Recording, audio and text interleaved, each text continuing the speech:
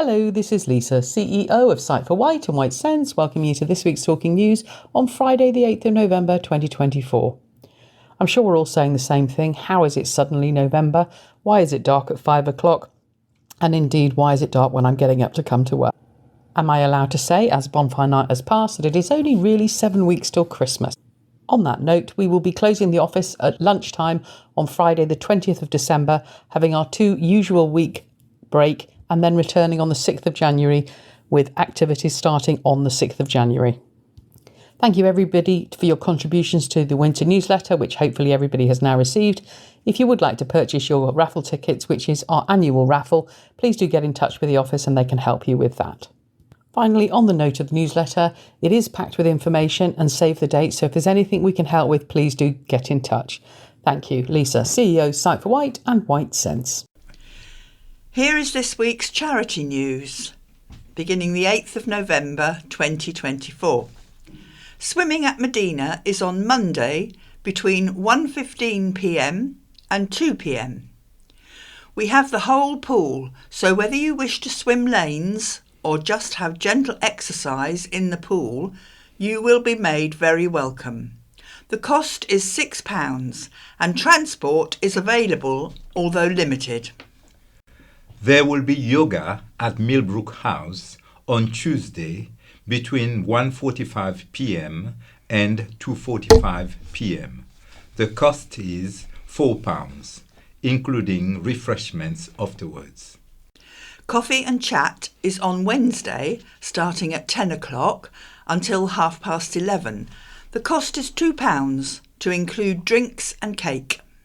Staff are on hand to help with any queries and to demonstrate equipment. We are also pleased to say we have the use of both large rooms downstairs, so if you prefer a quieter space, we can now accommodate you. Thursday, our Mix and Mingle group will resume starting at 10:30 in the morning. This group enjoys many activities, including craft, quizzes, singing, and each other's company.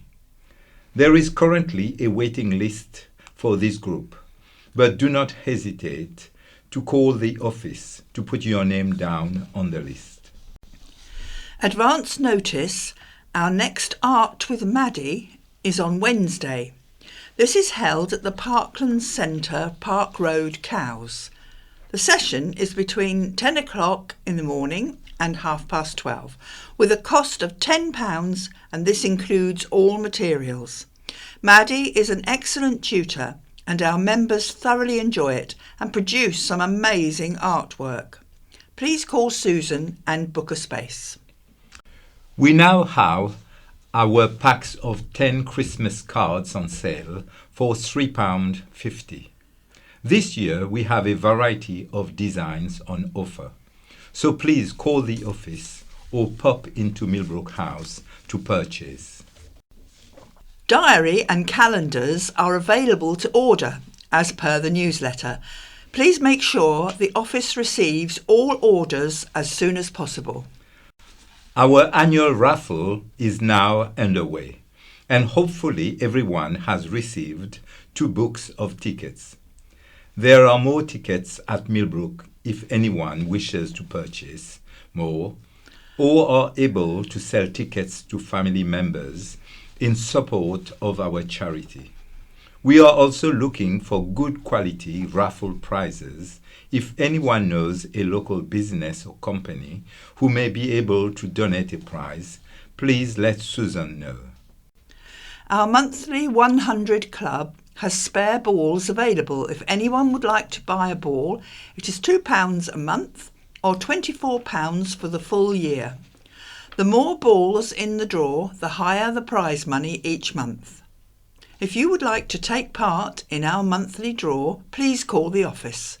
This is part of our fundraising activities.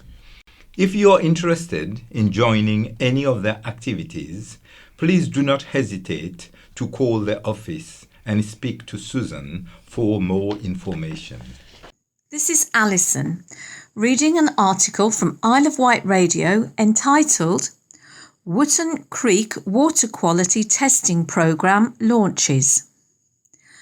A water quality testing programme, which began in July, has been initiated in Wootton Creek, with joint funding support from Wootton Bridge Parish Council and Fishbourne Parish Council.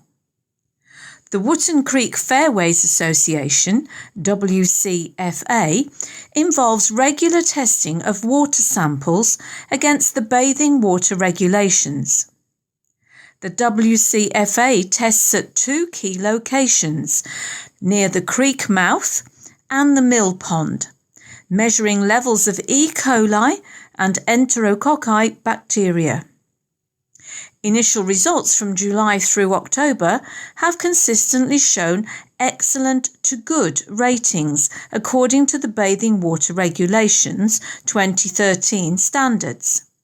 This is positive news for Wootton Creek users and tourists alike. Channy Courtney of Surfers Against Sewage expressed the importance of water quality testing. Wootton and Fishbourne are incredible communities for setting up this kind of citizen science. Only by understanding the impact of sewage pollution can the drivers be there for the correct solutions. This is a brilliant step in the community's journey. I have offered any help and advice available from Surfers Against Sewage. Keep going, fighting for our blue spaces. They are precious. Thanks to the financial support from both parish councils, the WCFA will be able to conduct 10 tests over the next 12 months, providing a comprehensive picture of water quality throughout the year. Importantly, some of these tests will be timed to coincide with extreme weather events, particularly after heavy rainfall, when sewage overflows are more likely to occur. Ed Hopper, Chair of Fishbourne Parish Council, stated, "Following a meeting hosted by Fishbourne Parish Council in December 2023, at which we heard from Channy from Surfers Against Sewage, FPC is pleased to work with Wootton Bridge Parish Council to provide funding towards the cost of water quality testing being undertaken by the Wootton Creek Fairway Association. This work will be of benefit to residents across Fishbourne and Wootton, as well as to recreational users of the creek." Barry Abraham, Chairman of Wootton Bridge Parish Council, added, "Having access to clean water is hugely important, not just for residents and creek users, but also our wildlife. The initiative aims to provide crucial information for the increasing number of creek users, including paddleboarders, canoeists, and other water sports enthusiasts who have direct contact with the water. All test results are being made publicly available on the WCFA website, enabling creek users to make informed decisions about water activities."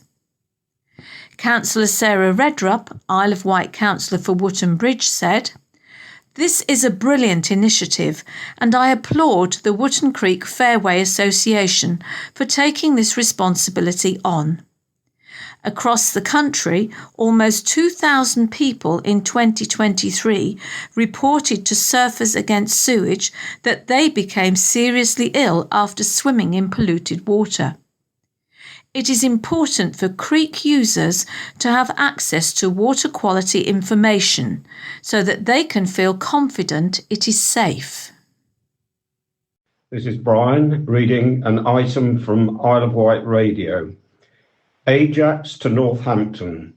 Transfer fee agreed for island-based steam railway locomotive. The Isle of Wight Steam Railway is saying a fond farewell to one of its locomotives, which is chugging its way to a new home near Northampton. The 1918 Barclay locomotive Ajax is set to leave the island to join the Northampton and Lamport Railway. It has been on the Isle of Wight for more than 50 years, and although it was once used as a working locomotive, In recent years, it's been a mainstay of the Train Story Rail Discovery Centre. The Isle of Wight Steam Railway owns 13 steam locomotives, of which 8 are in its operational fleet. Of the others, 2 are already on loan to other heritage organisations, while the remaining 3 are available for display. The 13th, Haydock, donated by the National Trust, is a recent arrival, leaving Ajax surplus to requirements and facing being placed into storage. The trustees decided to look for a new home for Ajax, where it would be returned to operational use. Following the Northampton and Lamport Railway's visit to the island and inspection of the locomotive, an agreement was reached for the transfer for a nominal sum. Its new owners aim to use Ajax on the 2-mile heritage line in the Midlands, where it will join the Northampton and Lamport Railway's fleet of heritage steam and diesel engines. The story of Ajax. Ajax was built for the Sulphide Corporation of London in 1918, but was requisitioned on completion by the Ministry of Munitions and sent to Persia, where she remained for many years, latterly in the service of the Anglo-Persian Oil Company. The locomotive returned to the UK, working at Llandarcy Refinery near Swansea and later at Stanton Ironworks, Sheffield. She finished her industrial service at Harlaxton Ironstone Quarries near Grantham before being withdrawn in 1968. Ajax was bought by Henry Frampton Jones, who placed her on loan to the Isle of Wight Steam Railway in 1972. No major restoration work was carried out for more than 20 years until a full overhaul was completed. Ajax hauled its first public passenger train during 2005 and was in service until the end of 2014, when it was withdrawn for overhaul. By then, the Isle of Wight Steam Railway had been able to build a fleet of more suitable locomotives to haul its ever more frequent and busier trains, and Ajax was placed on display in Train Story. Peter Taylor, chairman of the Isle of Wight Steam Railway, said, "We're delighted to have found a new home for Ajax, where she will return to steam and will operate in service again for people's enjoyment. We're looking forward to seeing the Northampton and Lamport Railway overhaul Ajax and are pleased to be able to support another growing heritage railway by transferring Ajax into their care." Visitors have been able to climb onto the footplate to see how a steam locomotive is controlled. Ajax's new home, the Northampton and Lamport Railway, is a volunteer-run heritage railway a few miles north of Northampton. It uses part of the former London North Western Railway, Northampton to Market Harborough line, which was closed by British Rail in 1981. Volunteers have rebuilt the railway from scratch since 1984, and the Northampton and Lamport Railway now operates 2 miles between Pittsford and Brampton and Bourton stations, offering steam and/or heritage diesel trains most Sundays, as well as on some Saturdays and bank holidays during special events. A quarter-mile extension project for the Northampton and Lamport Railway is currently underway. Northamptonshire has a long history of ironstone quarrying, and iron ore trains are synonymous with the history of the line. Historically, the line was not only a frequent route for ironstone trains passing through the county, but also had several ironstone quarries along its route, including Pitsford Quarry, closed in 1965, where the exchange sidings are preserved as part of the Northampton and Lamport Railway. The Northampton and Lamport Railway's dream is to recreate the scene of mineral wagons being shunted in Pitsford sidings, as would have been a daily occurrence between 1925 and 1965, and Ajax will perform a central role in this. The project also includes the creation of supporting educational and interpretive information to help enrich public understanding and appreciation of the area's history of ironstone quarrying. Adam Giles, chairman of the Northampton and Lamport Railway, said, "We are very grateful to the Isle of Wight Steam Railway trustees for giving us the opportunity to overhaul Ajax so that it can be returned to operational condition and form a central part of the Ironstone Train project. Ajax is being prepared by the Isle of Wight Steam Railway, ready for the journey to her new mainland Britain home, and is expected to depart at the end of November." This is Chris reading an article from the Island Echo. Plans for large-scale solar farm near Wootton re-emerge. A contentious application for a renewable energy park near Wootton has been resubmitted to the Isle of Wight Council. Sunny Oaks Renewable Energy Park Limited's revised proposal comprises a collection of ground-mounted solar panels and a battery energy storage system, BESS, on land to the north-west of White Rails Road and west of Park Road, and land to the south-east of White Rails and west of Bridlesford Road. The installed capacity of the solar panels would amount to around 20 megawatts, while the BESS would be exporting at 28.5 megawatts. A different version of the application was granted permission by the Council in April 2024, but was later subject to a judicial review claim. The claim, which raised a fire risk from the BESS, resulted in the permission being withdrawn. A planning statement prepared by property specialist BCM said, "The proposed development is located on land which is not within the area of outstanding natural beauty, nor designated for any purpose.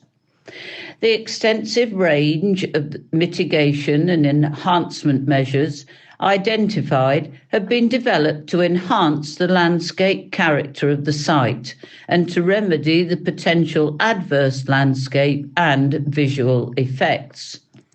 These initiatives include planting new mixed native hedgerows, planting a temporary evergreen hedge that will in time be replaced by a native scrub/hedgerow edge, planting new native trees within or next to existing hedges, and establishing extensive natural grassland areas."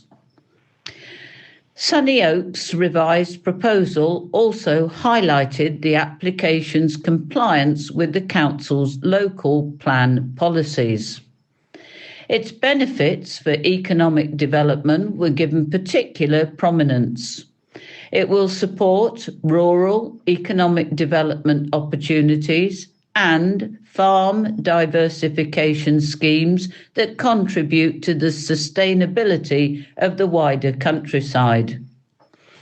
The public consultation on the revised proposal finishes on the 29th of November, and a statutory decision is expected on the 3rd of January.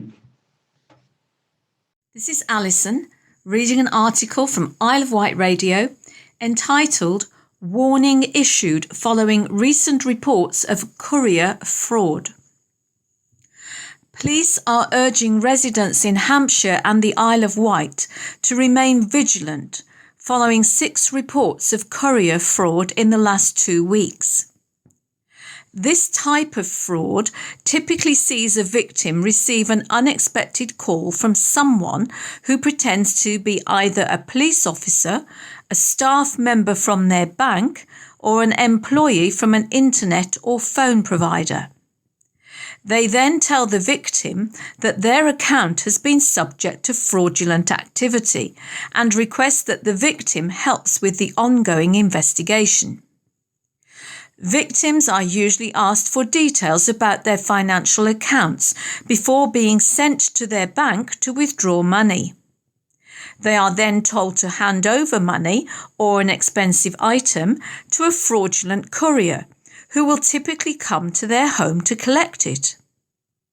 Since the 29th of October, officers have received 6 reports of courier fraud, with 5 cases being reported in the last week. The total loss is £23,000. One victim was scammed out of £10,000. Officers are urging people to not engage with these types of calls. Victims are typically elderly, and officers are asking anyone with an elderly relative, loved one, friend, or associate to please make them aware of this scam. We are investigating these recent reports. On the 4th of November, we received a report that a man in his 80s from Alton received a call from someone who claimed to be from his bank. He was told his card had been used in a fraudulent way and that someone from the bank would come to his house to collect his card the following day. He handed over his card and PIN number. He then noticed that £3,000 had been spent on his card. On the 4th of November, we received a report that a woman in her 80s from the New Forest received 2 phone calls from someone claiming to be a detective constable. The person claimed her card had been misused, but when she challenged him, he disconnected the call. No money was lost. On the 4th of November, we received a report that a man in his 90s from Southampton received a call from a man claiming to be a police officer. The man claimed an attempt was made to use the card in a fraudulent way. The person on the phone asked him to cooperate with an investigation and to withdraw money so they could check if the cash was counterfeit. The victim realised it was a scam and no money was handed over. On the 2nd of November, we received a report that a man in his 90s from Farnborough received a call from a man claiming to be a police officer who was investigating a suspicious financial transaction on his account. He was told to transfer £6,000 to an account as a test, so the officers could check everything on his account was in order. He then transferred the money to the scammer's account. On the 2nd of November, we received a report that a woman in her 80s from the Winchester area received a call from a man claiming to be a police officer who was investigating a suspicious financial transaction on her account. The woman was told to withdraw cash so they could investigate if it was counterfeit. She withdrew £4,000 and the cash was collected from her home. On the 29th of October, we received a report that a man in his 70s from Winchester received a call from a man claiming to be a police officer. The man claimed he was conducting an investigation on counterfeit and foreign money. He told the man his card had been used in a fraudulent way and asked him to withdraw cash so he could investigate if it was counterfeit. The man withdrew a total of £10,000 and it was collected from his home. Detective Constable Michael Dumbleton from the Economic Crime Unit said, "These fraudsters are heartless individuals who prey on some of the most vulnerable people living in our area. Victims of courier fraud can be any age, but are typically in their 70s, 80s and 90s. I urge anyone who has an elderly relative to make them aware of this type of fraud as soon as possible. These incidents can often have a huge impact on victims as they come to terms with the fact that they have fallen for a scam and the financial losses that come with it. We do not want anyone to fall victim to these scammers, and we are taking steps to inform residents of courier fraud so that they are aware of this type of contact and can avoid becoming a victim. If anyone receives a call of this nature, they should not engage with the caller and hang up. We are wholly committed to investigating offences of this nature and will take steps to identify and bring those individuals responsible to justice. Please remember that police officers, banks and other organisations such as HMRC will never call people in this way and ask you to withdraw money or disclose personal or financial information. If someone does do this, please hang up. It will be a scam. If someone calls claiming to be a police officer, ask for their ID number and police force. Wait at least 5 minutes before verifying details with the appropriate force by calling 101. Do not use any number they provide unless you can confirm it as genuine. Ensure the call has disconnected, as scammers will often leave the line open or use another phone altogether. A genuine police officer will not mind waiting while you check their identity. It's a sign that it is a scam if the person becomes pushy or stresses urgency. Take a step back from everything and take a few moments to think. Speak to a trusted friend or relative for their opinion before agreeing to anything. The fraudster's tactic is often to keep the victim busy talking and isolated. They stress that they should not tell anyone else about the call. Your bank or the police will never send a courier to your home to collect cash, bank cards, pins, or other valuable goods.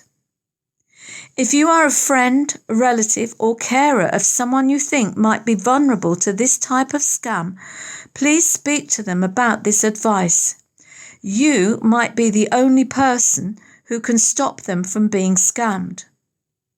If you or someone you know has been a victim of fraud, report it to us by calling 101.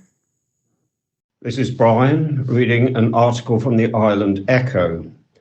Council refused planning permission for 127 home development at Camp Road. A proposed 127 housing unit development next to Camp Road in Freshwater has been rejected by the Isle of Wight Council. 7 members of County Hall's Planning Committee voted to refuse permission for Tallulah Estates Limited's proposal, a heavily criticised plan recommended for refusal by a council report prior to the meeting. The reasons included significant effects from surface water drainage on the Solent and Southampton Water Special Protection Area, Solent Maritime Special Area of Conservation, and the freshwater marshes and Yarmouth estuary sites of special scientific interest. There also was insufficient information in respect of fact surveys. None of the 13-member committee voted in favour of the application, which included 35% affordable housing and a new vehicle and pedestrian access. Councillor Matthew Price, representative for Fairley and Whippingham, said, "It's not a really small piece of farmland. While it's not significant in its size, it's significant when you attach it to other areas of farmland in the local area. If you remove one piece this size, you make other areas not viable to farm. I think something that covers the agricultural use of that land in the refusal would be really important. Committee member Cameron Palin, representing Town and Parish Council, said, "The proposal poses a serious harm to the community and the environment, particularly in relation to flooding, road safety for pedestrians, cyclists, and other vulnerable users." Those supporting a refusal, Councillor Jeff Brodie, representative for Pan and Barton, raised concerns over the availability of affordable housing. The officer's recommendation I'm content with, on environmental grounds in particular, as the reason to refuse this. But the majority of this council and this committee don't fully understand that there is a housing crisis for young people on this island, for people who are earning minimum wage type earnings. This is a site that potentially could provide homes for people. I would rather see it entirely social housing. That's my politics. Tallulah Estates agent Andrew White said, "The proposal will provide much needed housing in a sustainable and accessible location. The village centre is within 750 metres of the site on foot and contains a significant range of the facilities required for everyday living, including a health centre, 2 pharmacies, 2 dental surgeries, a sport and community centre, and shops and cafes." This is Chris reading an article from the Island Echo. Suspended sentences for mainland trio who burgled Shanklin Co-op. All 3 men who burgled the Co-op store on Shanklin's Langard Road back in February have avoided prison. As first reported by Island Echo, it was on the evening of Sunday, the 25th of February, that police were called following reports of a burglary at the store on Langard Road. Those attempting to get inside forced the front doors open and lifted the internal security shutter, causing extensive damage to the shop front. Once inside the premises, the trio stole a quantity of cash. They were all located and arrested the following day. The Co-op was closed for a time while Hampshire and Isle of Wight Constabulary investigated the incident and repairs to the fixtures and fittings were completed. Appearing at the Isle of Wight Crown Court last month, 37-year-old Danny Kernigan of Golden Grove in Southampton, 33-year-old Robert Mandare of Cossack Green in Southampton, and 41-year-old George Mason of Kingsdown Way in Southampton were all sentenced.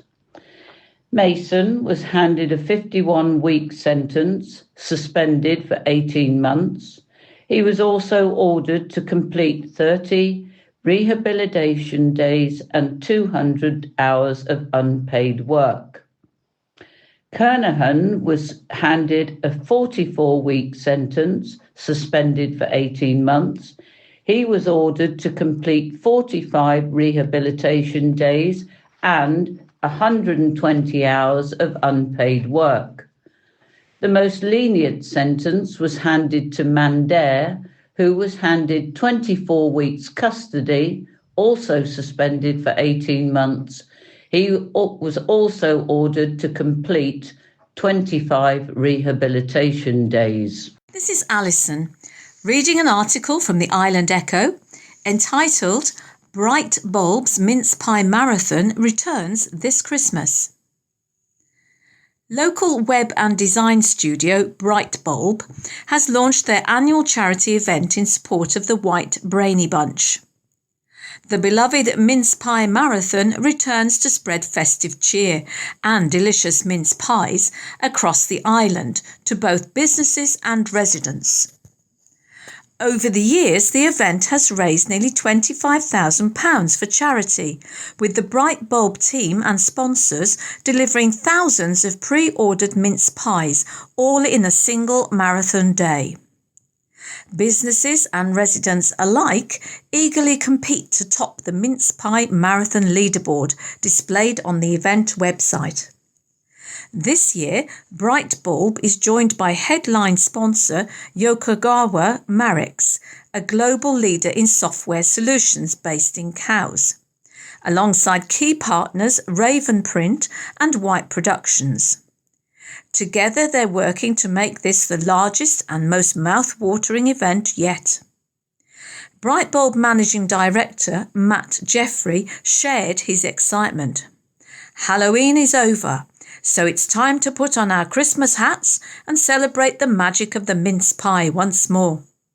This event means so much to us and to the charity. We're especially proud this year, having received a prestigious National Culture Award for our efforts with the event. With that motivation, we're aiming to make this year's event bigger and better than ever. Over the past few years, funds raised from the initiative have supported local families affected by brain tumours, helping cover costs for cognitive rehabilitation therapy, counselling, transportation for radiotherapy, and small grants to help with lost wages. To donate or place your order, visit www.mincepiemarathon.co.uk. All participants will be celebrated on the Mince Pie Marathon leaderboard, with orders closing on December the 4th and deliveries scheduled for December the 11th. Live track the team's journey on the big day through the marathon delivery map. This is Brian reading an article from the Island Echo. Furry fugitives all back home after great escape from Amazon World Zoo Park. All 4 raccoons that escaped from Amazon World near Newchurch at the tail end of last week have been found and are now safely back in their enclosures. It was during the early hours of this morning, Wednesday, that the 4th and final missing raccoon was found, much to the relief of all the zoo's keepers and the wider Isle of Wight community. The all-female foursome became national news last Friday when the public was asked to keep an eye out for the escaped raccoons, who had only been in their new home at Amazon World Zoo Park for 3 weeks.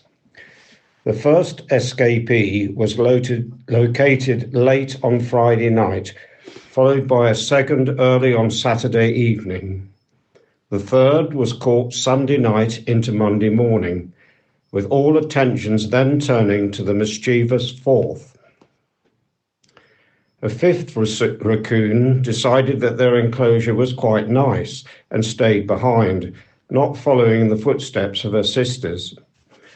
A spokesperson for Amazon World has said, "Thanks to Ben, the thermal drone guy, for helping well into the early hours by tracking heat sources either running or hopping around the zoo when we can't see everything with our eyes because it's pitch black out there. Thanks to a Tracker Dog team for their continued support. We've seen them every night with dogs or thermal cameras checking all the hedges for us. Thanks to all the staff for working through the night and also the staff working through the day, often short, so the night team can get some sleep. And thanks for support and kind messages from all across the world. They mean so much." This is Chris reading an article from Isle of Wight Radio. Altered tidal energy. Ventnor proposal set to be decided upon. A bid to alter conditions for an approved onshore part of England's leading tidal energy project was discussed in detail by the Isle of Wight Council on Tuesday. Perpetuous Tidal Energy Centres, PTEC, revised application has been recommended for approval by the Council, subject to previously approved planning conditions and a legal agreement for a biodiversity mitigation contribution of £19,800. County Hall's Planning Committee will reach a decision on whether to approve PTEC's proposal to carry out its development in 2 phases. The application site at Flowers Brook is just south of the Steep Hill Road near Ventnor.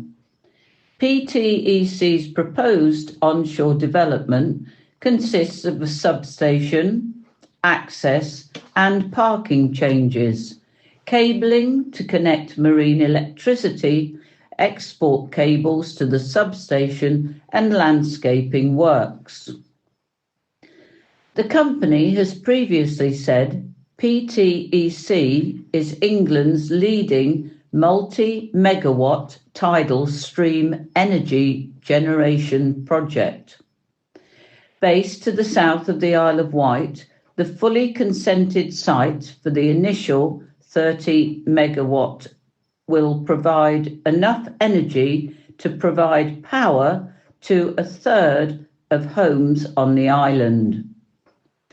In a planning committee report, the council said, this application does not propose any changes to the approved development, but is seeking to vary conditions 3 to 9, 11 and 12 to facilitate a start being made on the site on or before December the 14th, 2024, in accordance with the condition 1 of the 2021 permission.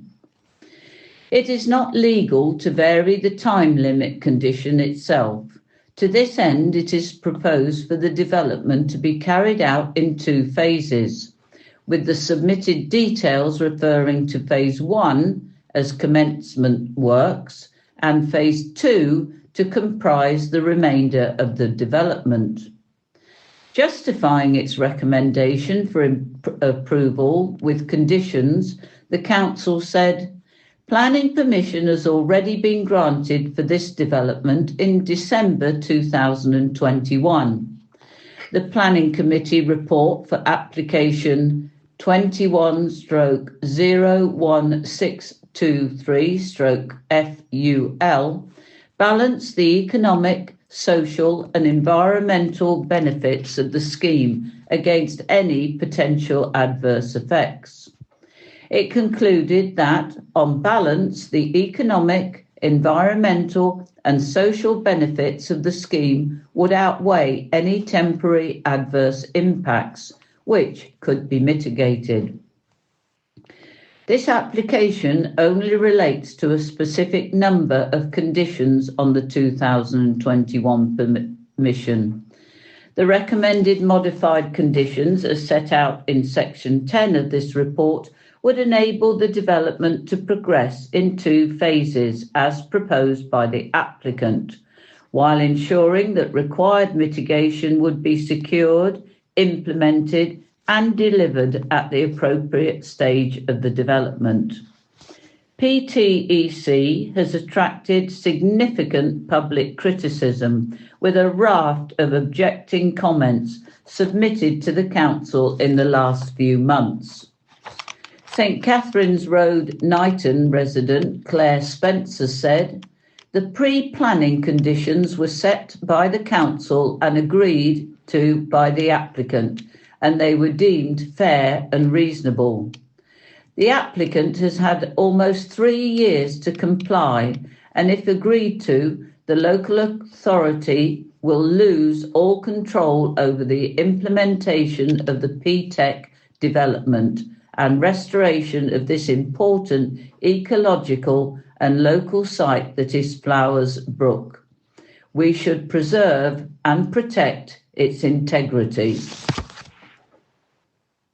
And now we've got some more news from the county press, and it's read this morning by Lynn and Gerard. The bridge walls in Ryde would be better suited to an abattoir. Upset residents of Ryde are calling for ugly metal walls recently installed on a rail bridge to be replaced and lowered, claiming they're too high and look better suited for an abattoir. Both Park Road and Rink Road have recently reopened following Network Rail works to replace bridge decks. But much to the shock of those who live nearby, the previous metal walls have also been replaced by ones at least 4 foot high. Residents said the walls on Park Road are now too tall, meaning passers-by can no longer see Monkton Mead Brook nor the train tracks, both of which run under the bridge. Network Rail told the county press while it recognises residents' feedback, the new walls have been designed to prevent trespass and vehicle incursion onto the railway. Jack Bucket, who has lived in the area with his wife Pauline for around 60 years, said, "We used to see the ducks with their young, or kingfishers, and I've seen jays there. We used to come here virtually every day to come and look over. Now," he says, "it's depressing and they can no longer take in the view." Fellow resident Paul Philbrow said, "The brook is an important part of Ryde. Now children come along here, they'll be completely unaware that it's there. It's like you're being directed through an abattoir." He said the previous walls weren't particularly attractive, but at least allowed for the view and blended in with the general semi-rural ethos of the road. Fellow resident Mary Jane Ashford said she felt sick when she saw the walls, describing them as tin cans. "The view is valuable for children and it's valuable for adults under stress," she said. "We need access to these simple things of nature near our homes." Mary said the smooth, shiny surface has started to attract graffiti. She also questioned why the walls could not have gaps in so people can look through them, much like those designed by Isambard Kingdom Brunel. All that's suited for Ryde, apparently, is something that blocks our view, looks awful and doesn't lift our lives on the way to work or to the shops. People in Ryde deserve better. A spokesperson for Network Rail said, "We have worked closely with Island Roads and the Isle of Wight Council, who granted planning permission. We are sorry to hear some residents feel the bridge is less aesthetically pleasing. However, we take our responsibility for the safety of everyone who uses the railway very seriously, and the bridge wall has been designed with safety first and foremost in mind." Tribute to tragic young pilots. A special ceremony was held to honor 6 young Hawker Typhoon pilots who died near the Isle of Wight returning from D-Day missions. Wreaths were laid at Parkhurst Military Cemetery last week to remember the pilots who lost their lives attacking targets in Normandy. 2 of the pilots who supported the most important military operation of the Second World War are buried at the Newport Cemetery. They were George Randall of the Royal Canadian Air Force and Cecil Leach of the Royal Australian Air Force. George Randall was only 24 when he died on the 7th of June 1944 after attacking 11 armoured vehicles in Caen. His aircraft was hit by ground fire and he was forced to bail out over the English Channel, only to drown. Cecil Leach, who had already conducted 17 combat missions, was 22 when he developed engine problems on the 15th of June 1944 and suffered the same fate as Randall. Research suggests at least 6 Typhoon pilots were lost in the English Channel while supporting Operation Overlord. A roll call of the lost also included Squadron Leader David George Ross, Flight Sergeant Arthur Ernest Holland, Sergeant Peter Sayer Barton, and Sergeant Kenneth George Hodnett, whose bodies were never recovered. Afterwards, to mark the completion of the first section of the rebuild of Hawker Typhoon RB396, a ceremony was held at Airframe Assemblies in Sundown. The event marked almost 80 years to the day the aircraft first rolled off the production line. The final rivets were placed in the rear fuselage last Wednesday, marking the end of nearly a decade-long effort by volunteers of the Hawker Typhoon Preservation Group, a charity that aims to restore the aircraft as a flying memorial to the 666 pilots killed during the Second World War. Project Director Sam Worthington-Lees said, "This has been a long journey, beset with engineering, financial, and even wider socio-economic challenges. However, our small, all-volunteer team has not given up, with a result of almost a decade of work now here to see. The project, with a total budget of 6 to 7 million, hopes to have the aircraft airworthy by the 85th D-Day anniversary in 2029. Poignant postbox toppers. As the Isle of Wight prepares to commemorate Armistice Day and Remembrance Sunday, a remarkable display of creative craftsmanship is appearing across the island.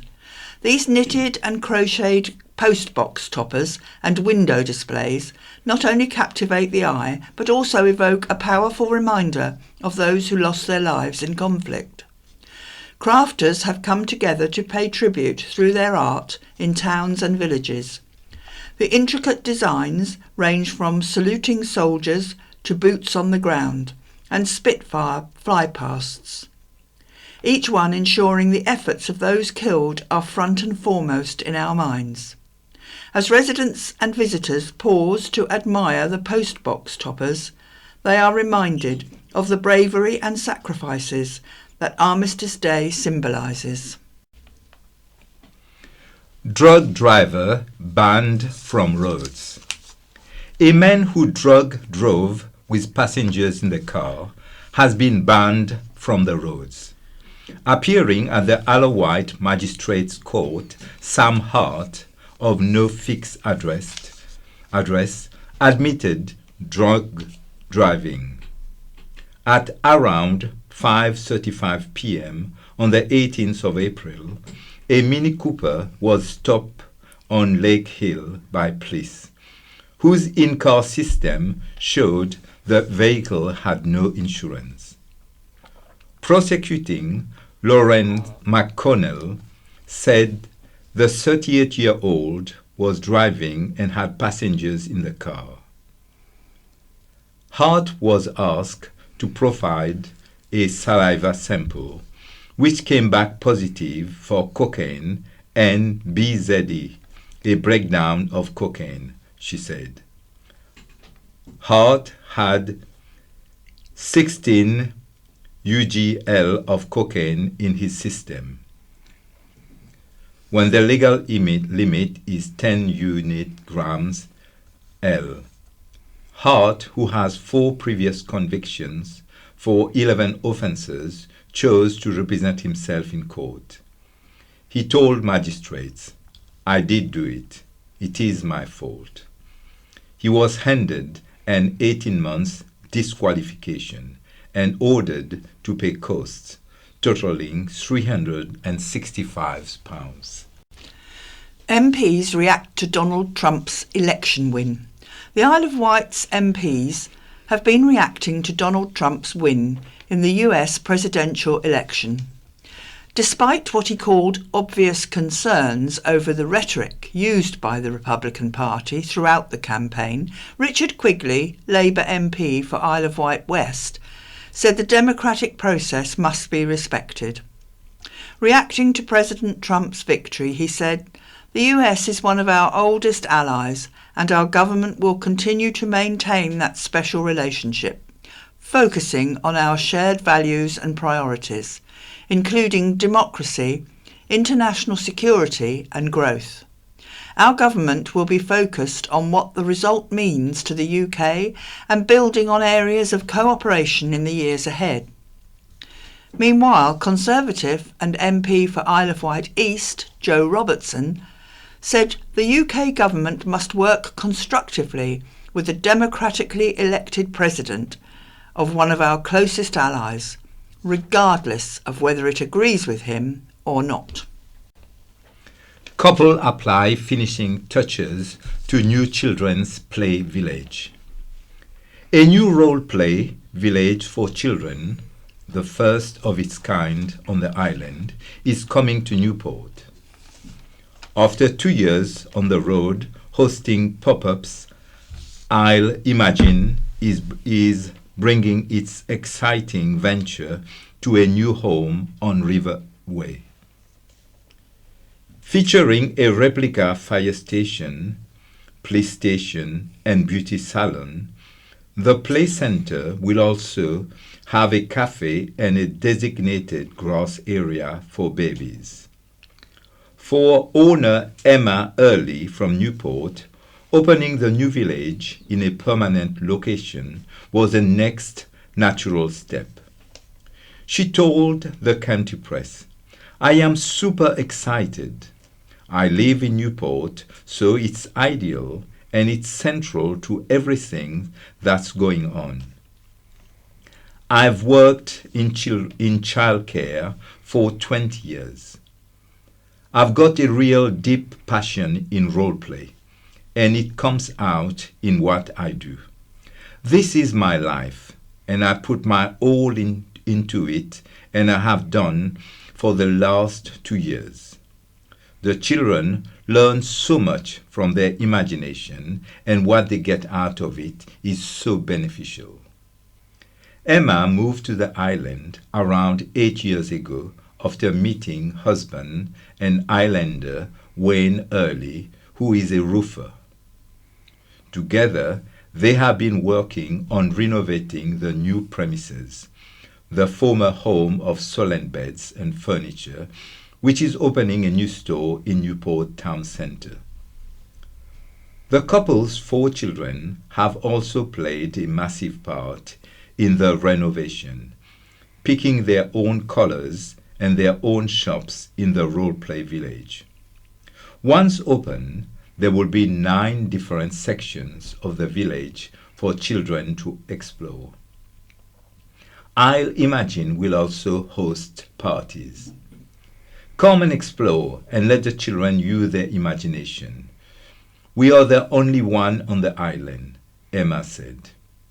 The play area will have capacity for around 30 children at a time, and its car park at the front of the building will have space for 12 to 14 vehicles. Session will last around 2 hours and will cost about £7. Parents do not have to pay. I'll Imagine opens on the 2nd of December. A new recycling plant to help fight water scarcity. Amid concerns over water scarcity on the Isle of Wight, Southern Water has unveiled plans for a new water recycling plant on the island, the first of 4 to be built across the region. The utility firm is proposing to build on land owned by the Isle of Wight Council, next to its current wastewater treatment works site in Sandown. It hopes the site will create a new sustainable source of water to maintain the island's supplies. The company has also sought to allay fears over the impact the plant could have on the River Yar. In the event of a drought, the plant would be capable of pumping up to 8 million litres of purified, recycled water a day into the river at Alveston via a new pipeline. The River Yar runs near Morton Common and Golf Links Road, which have suffered extensive flooding. Addressing concerns, James Rushforth, Programme Design Manager, said, "This is only when the river is really low and has capacity to take the flow." Southern Water added, "The chances of a drought are 1 in 200, and monitoring of river levels would take place beforehand." Currently, around 1/3 of the island's water supply comes from the River Test in Hampshire and is pumped across from the mainland. However, Southern Water says the amount it can take from there has been reduced to protect the delicate chalk stream ecosystem. The company plans to use water recycling technology and treatment techniques to turn highly treated wastewater into purified recycled water. Southern Water says pumping recycled water into the Yar would allow more water to be taken downstream from the river at the Sandown Water Supply Works site during a drought. While there, water taken from the river would continue to be treated to strict drinking water standards before being sent into supply. Simon Cook, Capital Programme Manager, said, "It's part of our plan to use water more wisely. This means reducing leakage and improving water efficiency in homes and businesses. But it also means looking at new ways of using the treated wastewater that is currently wasted as it's pumped out to rivers or the sea." Surveys and investigations are being undertaken at the proposed construction site and along the proposed pipeline route. A public consultation is planned to give islanders the chance to have their say, and this will be followed by a planning application. If approved, construction would begin towards the end of 2025, with the water recycling plant operational by 2030. Budget blow as hospice faces funds crisis. Mountbatten Chief Executive Nigel Hartley has expressed his disappointment at the government's autumn budget, failing to include vital funds for hospices, warning that the charity is now in a critical situation. The independent charity says the sector is facing a mounting financial challenge, with some hospices cutting services. Mountbatten itself is in the early stages of asking its staff and volunteers what they think are its most important services before engaging with members of the community.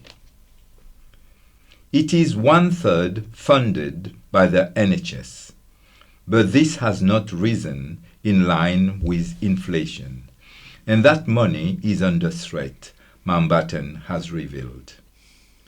Hospices like Mountbatten must absorb the cost of rises in national insurance contributions, the minimum wage, and the deserved pay awards for NHS staff. We are terribly disappointed that hospice funding was ignored in this week's budget, said Nigel. The extra 22.6 billion for the NHS is welcome, but it is unlikely hospices will benefit from this. We are now in a critical situation. Is this the beginning of the death of the modern hospice movement? We ask you to write to your MP in support of Mountbatten. Tell them how vital our services are. 140 years at the heart of the island.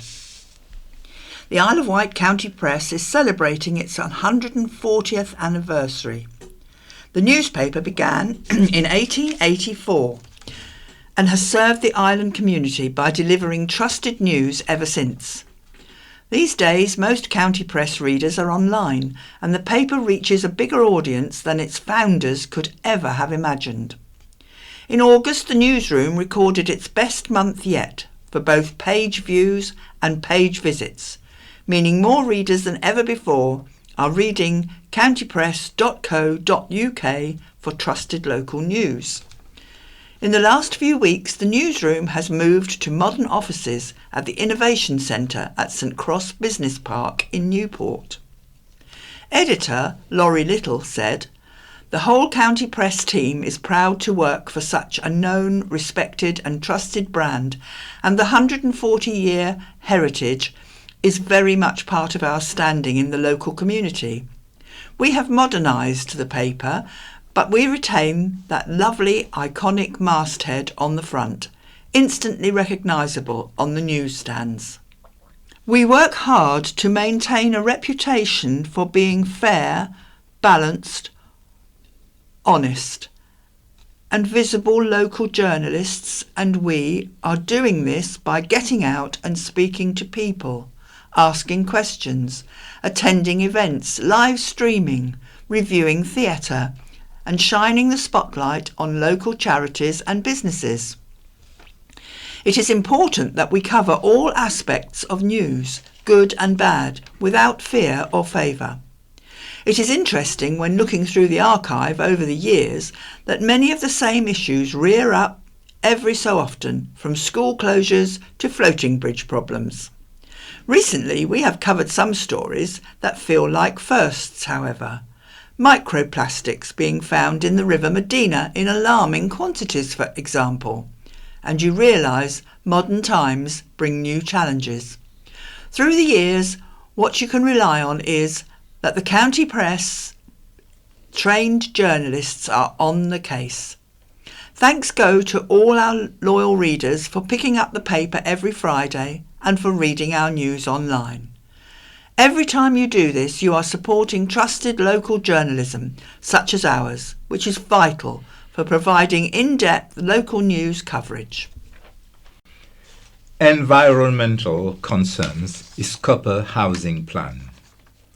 A proposed 127 housing unit development next to Camp Road in Freshwater has been rejected by the Isle of Wight Council.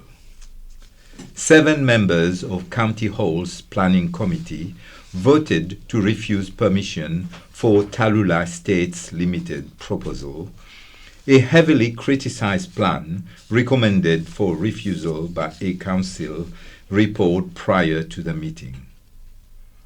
The reasons included significant effects from surface water drainage on the Solent and Southampton Water Special Protection Area, Solent Maritime Special Area of Conservation, and the freshwater marshes and Yarmouth estuary sites of special scientific interest. There also was insufficient information in respect of bat surveys. None of the 13-member committee voted in favour of the application, which included 35% affordable housing and a new vehicle and pedestrian access. Councillor Matthew Price, representing for Fairley and Whippingham, said, "It's not a really small piece of farmland. While it's not significant in its size, it's significant when you attach it to other areas of farmland in the local area. If you remove one piece this size, you make other areas not viable to farm. I think something that covers the agricultural use of that land in the refusal would be really important." Committee member Cameron Palin, representing town and parish councils, said, "The proposal poses a serious harm to the community and the environment, particularly in relation to flooding, road safety for pedestrians, cyclists, and other vulnerable users. Those supporting a refusal, Councillor Jeff Brodie, representing Pan and Barton, raised concerns over the availability of affordable housing. The officer's recommendation I am content with, on environmental grounds in particular, as a reason to refuse this. But the majority of this council and this committee don't fully understand that there is a housing crisis for young people on this island, for people who are earning minimum wage type earnings. This is a site that potentially could provide homes for people. I would rather see it entirely social housing. That's my politics. Tallulah Estates agent Andrew White said, "The proposal will provide much needed housing in a sustainable and accessible location." Travellers in standoff quit the car park. Travellers who were trapped in a car park after initially refusing to leave have now vacated the site. Having been threatened with the prospect of having their vehicles towed last month, all but one of the 4 remaining vans were moved by their owners, the county press has been told. The remaining vehicle was taken away by low loader and has been delivered to the mainland. What happens next to the land remains to be seen. Malcolm Thorpe of Bembridge Harbour Authority, BHA, which claims to own the site, said plans for the future will likely be decided in the new year. He said planning for development on the land is very unlikely. The row erupted in April when BHA sent a letter asking the community to vacate half of the car park, which is designated as having village green status. BHA said travellers were parked there unlawfully, not following rules and mistreating adjoining land. These claims have always been strongly refuted by the travellers, who say they have been there on and off for years with no problems at all. The travellers obliged, parking in the other half, and bollards were laid out to separate the 2 sides. But within a few days some of the bollards had been moved, something the travellers deny doing. This led to concrete bollards being installed at the entrance to the car park, meaning no vehicles can get in or out. After they refused to move, the travellers were told their vehicles would be scrapped and money donated to charity.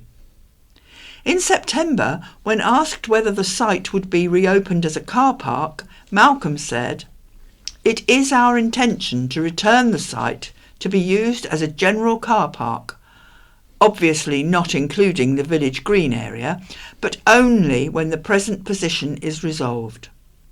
Hampshire and Isle of Wight Constabulary and the Isle of Wight Council have always refrained from getting involved." Old school up for sale. A former primary school site is up for sale. The freehold development opportunity on Trinity Road in Ventnor is on the market and available to view through Raplays.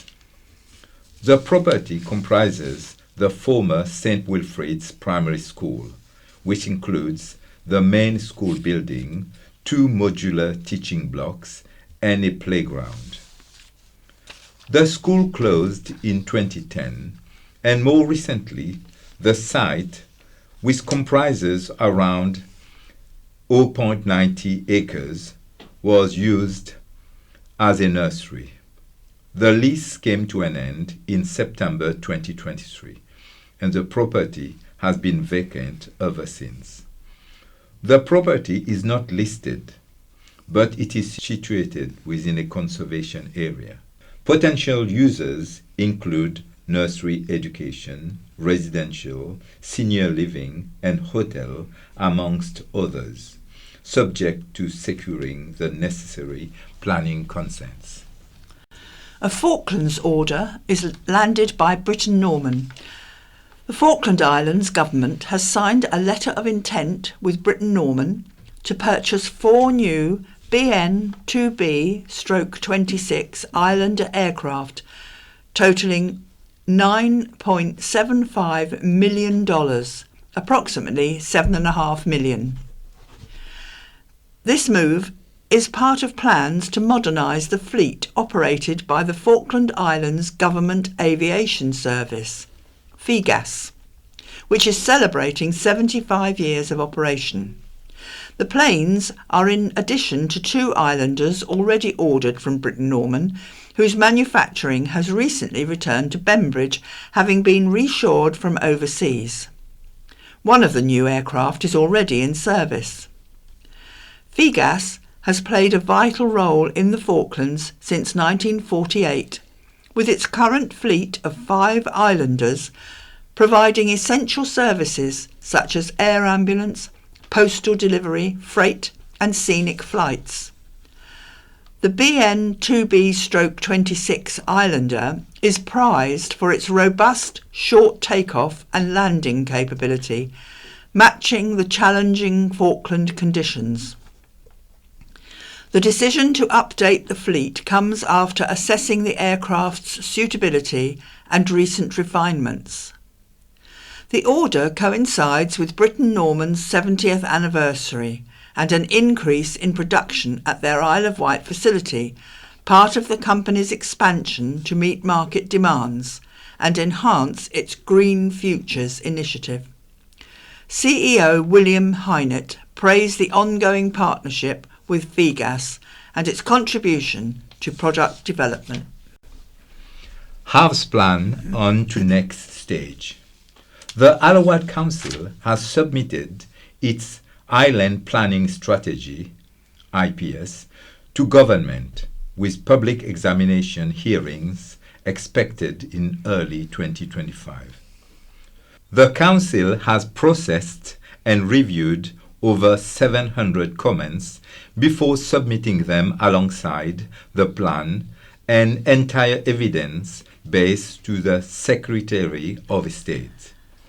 An independent planning inspector will be appointed to carry out an examination in public, anticipated to be in the early 2025. The Island Planning Strategy seeks to build 453 new homes on the island per year until 2037, significantly lower than the government's target of 1,104 homes. Councillor Paul Fuller, Cabinet Member for Planning, Coastal Protection and Flooding, said, "I would like to thank everyone who has contributed to the consultation. Work on this new local plan started over 7 years ago, and adopting the new policies in the Island Planning Strategy will allow the Council to use a wide range of new policy tools when making planning decisions. We look forward to hearing back from the Planning Inspectorate and moving into examination hearing sessions as soon as possible." The Council agreed on its own planning strategy in May after multiple setbacks and delays, but the general election meant that the plan could not be submitted to the Secretary of State at the time. The new Labour government later announced that councils could be given mandatory targets as it aims to construct 370,000 new homes each year. Following publication of the government's new figures, there were fears the number of new homes built here could increase dramatically. Council leader Phil Jordan said, "This could have been avoided had plans been approved earlier." He said, "I do hope I can make a strong case for the lower housing number and our current island plan to be accepted by the government. I would add that I am disappointed that certain members of the Council have worked to prevent our island plan from being submitted over the past 3 years, and we now can see the outcome of those actions. A tea party celebrates 175 years of Dickens' connection. A tea party has celebrated 175 years since author Charles Dickens last visited the island. The event, held on Tuesday, was organised by island radio presenter Phil Norris at Richmond House Artisan Bakery and Cafe in St James's Street, Newport. Special guest Ian Dickens, the great-great-grandson of Charles Dickens, was present and was presented with a silver compact mirror featuring an image of the author. To mark the occasion of the 175th anniversary, a cake was donated by Richmond's, and a large portion of it was given to local charities. The event was one of several organised throughout the year to bring awareness to islanders of the connections between Charles Dickens and the Isle of Wight. Robin Hill pledged to sort out traffic after long delays.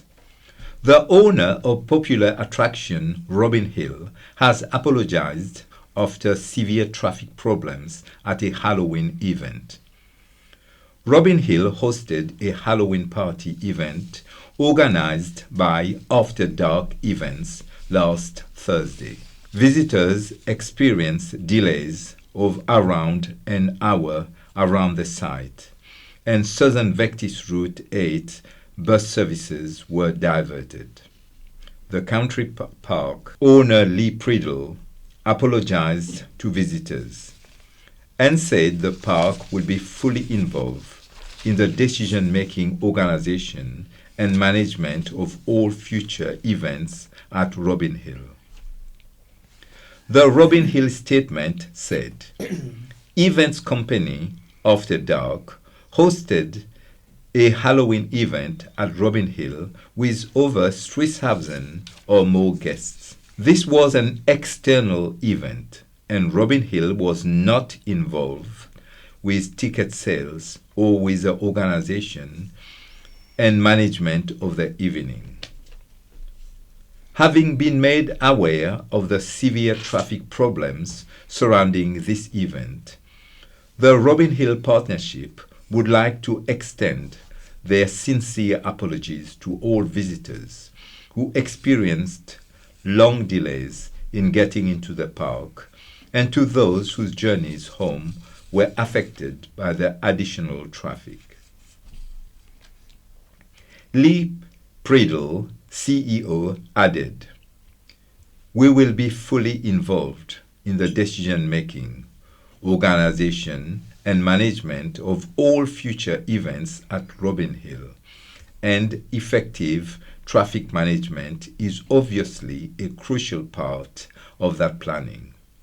We are thrilled to have lots of exciting new attractions for 2025, and so many plans in progress, which we can't wait to share with everyone next year." Robin Hill has employed from tomorrow the previous operation manager, who is now promoted to park manager and will be taking the lead on all future events at Robin Hill. We would also like to thank After Dark Events for putting on a very good show, as they put their heart and soul into their first event for the people that did attend. There certainly were lots of happy families that stayed right to the end of the night. Some families spent so long in traffic they missed the event and are seeking refunds. The county press contacted After Dark for a statement. After Dark said anyone inquiring about refunds should contact ticket selling website The Price is White. They declined to comment further. A helicopter is called out to rescue a woman A woman was rescued from the sea and airlifted to hospital following an incident on a beach on Monday. Emergency teams were alerted to reports of the concern for the welfare of a woman on Shanklin Esplanade shortly after 4 p.m. HM Coast Guard and lifeboat crews, alongside teams from the Isle of Wight Ambulance Service and Hampshire and Isle of Wight Constabulary, were sent to the scene. A police spokesperson said the woman was brought to safety a short time later. She was taken to St Mary's Hospital on board the Coast Guard helicopter. Island Marinas up for UK awards. 2 marinas have been nominated for a national award. Bembridge Harbour and Shepherd's Marina in Cowes are both vying for the Marina of the Year title in the British Yachting Awards 2024. Islanders are being urged to cast their votes before the deadline passes at midnight on Sunday, November the 10th. Fiona Thorpe of Bembridge Harbour Authority said, "Bembridge Harbour is about much more than the marina. This recognition must include the marine businesses, sailing clubs, and the various independent pubs, cafes, restaurants, and shops in Bembridge and St Helens villages that play such an important part in what the harbour has to offer and makes people come back time and time again." The public can vote on the British Yachting Awards website. Results are expected to be announced on the 29th of November. Ofsted says schools' efforts are paying off. An Isle of Wight primary school at the heart of its local community has received good ratings in all inspection categories.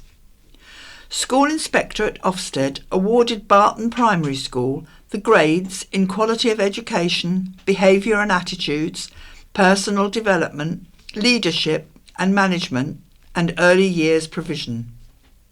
The Newport School is said to have high expectations for pupils' achievement and behaviour, according to Ofsted's most recent report. After disappointing results in a few subjects, Ofsted noted a determined effort to enhance the school's curriculum and teaching, which has resulted in positive achievements. Children are described as polite and respectful, though issues with concentration and attentiveness have been flagged in relation to a few pupils. Particular areas singled out for praise include Barton's relevant and accessible curriculum, which provides clarity about what should be learnt, and when its support for children with special educational needs and disabilities, SEND, and how reading is taught. SEND pupils achieve well and are correctly identified. Reading is described as a high priority, with the school intervening rapidly to ensure improved outcomes. Mathematics, attendance, and school values are also highlighted as strengths. Barton's previous Ofsted inspection reports have largely been good over the last 2 decades. Unpaid carers to have their say. The Isle of Wight Council is seeking feedback from unpaid carers to help shape future support services. In 2025, the Council will renew its contract for providing information, advice and guidance to these individuals. A survey has been created to gather this feedback, which the Council says will be considered in the service plan. The survey can be found at the Council website and is estimated to take between 5 to 10 minutes to complete. Laura Gaudian, Director of Adult Social Services. The Isle of Wight Council recognise unpaid carers as the quiet heroes in our islands community and want to ensure that they have the help and support to enable them to carry out their caring responsibilities while improving and protecting their own well-being. The deadline for submissions is on the 30th of November. A paper version of the survey can be requested by emailing liz.hennessy@iow.gov.uk. A furniture retailer to open town centre store. An independently owned bedroom furniture retailer has announced when it will be moving into its new town centre premises. Solent Beds and Furniture is relocating to the former Pound Stretcher and Courts furniture store building on Newport High Street. For the last 10 years, the retailer has been based at Savoy Court, Town Lane, Newport. It also had a building at Riverway, Newport, and it still has its flagship superstore in Lake, which opened in April 2006. Located at 95 High Street, the new store opens next Monday, November the 11th. The official ribbon cutting ceremony takes place from 10 o'clock. Town Centre Laundrette. An application for a laundrette that will enhance the vitality of Sandown's Town Centre has been approved by the Isle Council. In an officer-written justification, County Hall said Devon Thackeray's proposal to open a business at 11 High Street would be a benefit to the local community and increase footfall in the area. The laundrette would be installed in the former ground floor offices of centuries-old Isle of Wight solicitors Jerome & Co.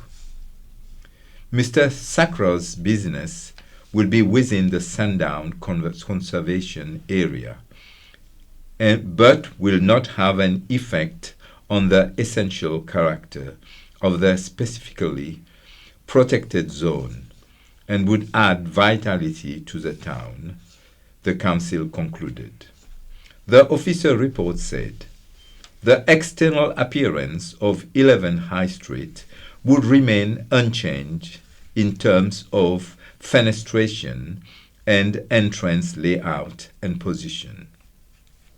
Therefore, the proposed change of use would not significantly impact upon the character and amenity of the surrounding conservation area. The submission details a proposed extraction fan system for the front elevation. There are no specific details of the design and size of this extractor fan.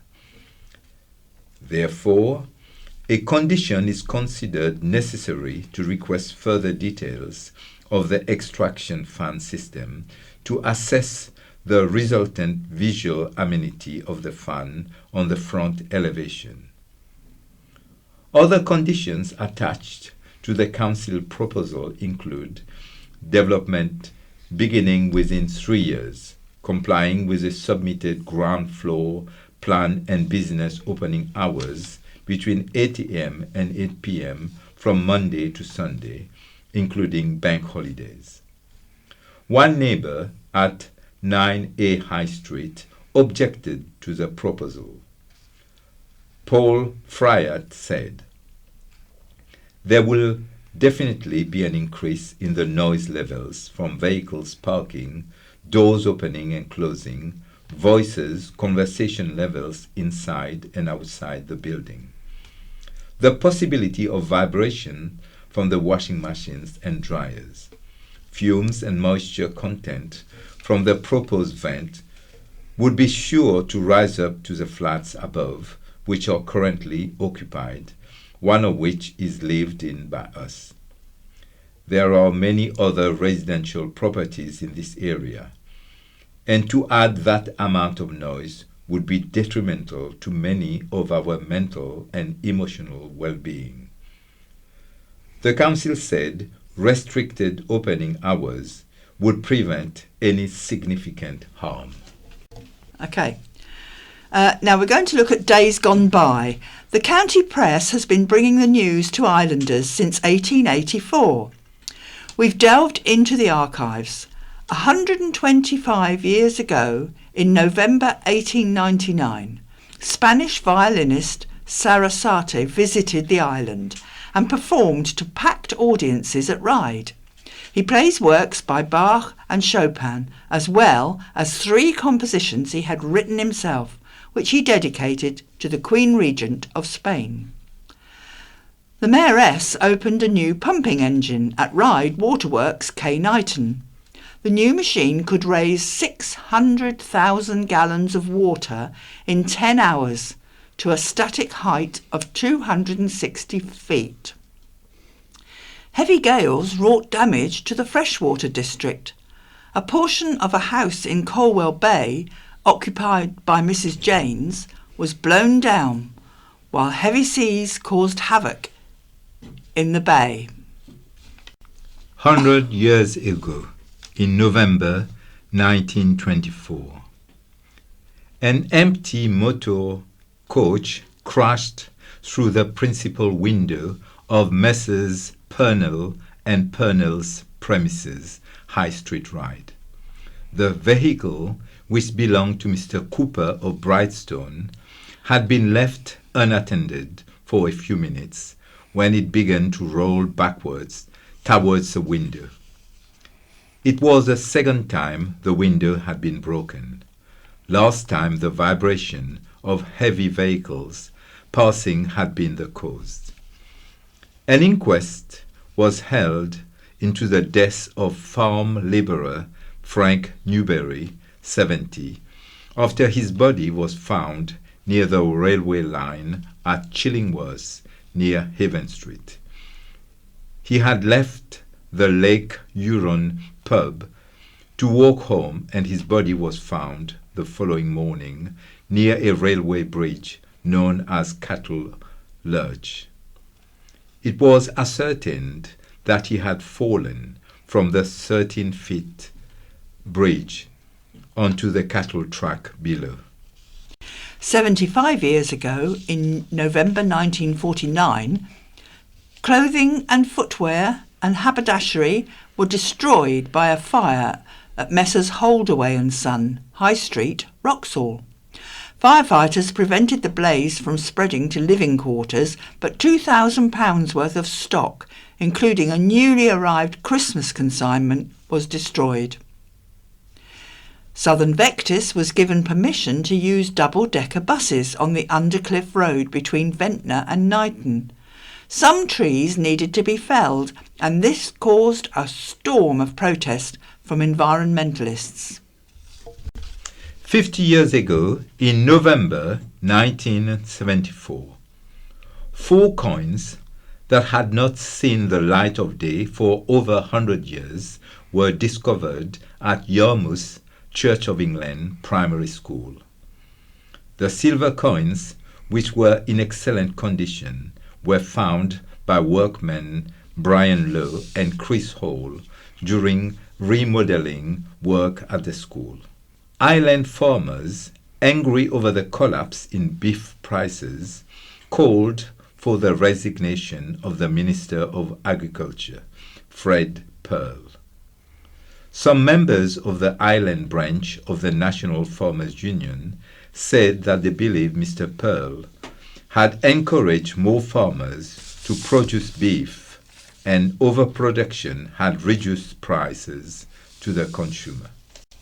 And now we've got Ian Ward's Vectis view. Ian Ward is the president of the Isle of Wight branch of the Royal British Legion. And that states the words, they shall not grow old as we that are left grow old, and age shall not weary them, nor the years condemn. At the going down of the sun, and in the morning, we will remember them. The words above are an important part of the remembrance services, as they express the feeling that we show when we think about the servicemen and women who gave their lives in the defence of our country and for us. These words were first published in the Times newspaper on the 19th of September 1914. They were written as part of a poem by Robert Lawrence Binyon called For the Fallen, which had 7 verses in total, and these words are just one of the verses. We tend to think that this poem refers, in the main, to the huge losses of soldiers during the First World War and then followed by the Second World War, which ended in 1945. However, service personnel have taken part in many military and terrorist confrontations almost continuously since the end of World War II. Would you believe our military have been involved in a total of 83 confrontations since 1945? And sadly, we have lost 7,193 service personnel in those actions. Only a few of these actions have resonated with people who are generally getting on with their everyday lives. The most well-known are probably Korea, Northern Ireland, the Falklands, Bosnia, Gulf War I and Gulf War II. Those are just 6 out of the 83 confrontations. How many of the other 77 have you heard about? Of course, many thousands of personnel have served in the 79 years since 1945. That service and experience will have left its mark upon them all, sometimes badly, but generally good in certain ways. Probably the one thing that does leave its mark is the feeling of belonging to a unique family with a unique bond. Military personnel have a reputation for insulting and ridiculing each other, whether it's because we were in different services or different regiments or corps. It matters not. However, should a non-military person try to do the same, we will close ranks and defend each other.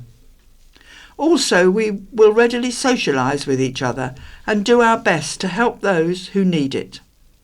Perhaps that's why we have several military charities such as the Royal British Legion, Help for Heroes, SSAFA and more.